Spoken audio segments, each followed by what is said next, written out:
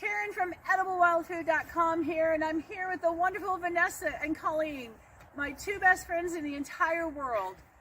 We have challenged ourselves to grow a garden like our lives depend on it this year, and bit by bit you're going to see what we're doing this year, but this is just a teaser for now, and stay tuned.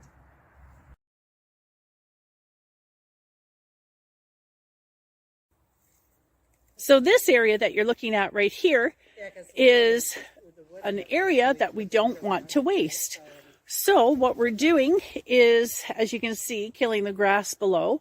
I've got lots more branches to put there, but I'll show you in a little bit what else.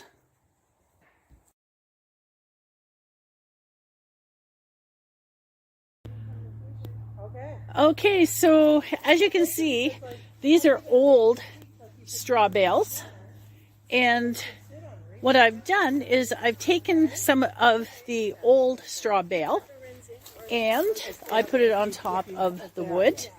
Next, I'm going to put some of that loose straw, let the rain come, which inevitably will be at some point soon, and then in a week or so add some soil and get it all ready for what will be wildflowers.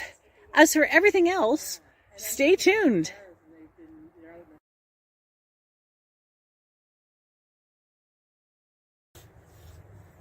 Okay, so this is the end of day one.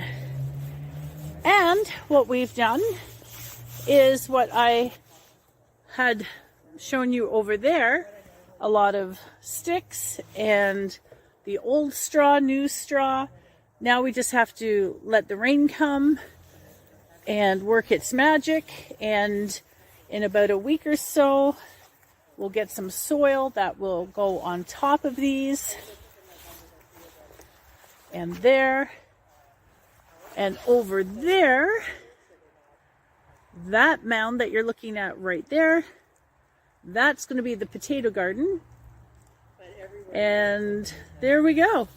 So that's the end of day one, and as things progress, I will keep everybody updated on how things are going with our garden here.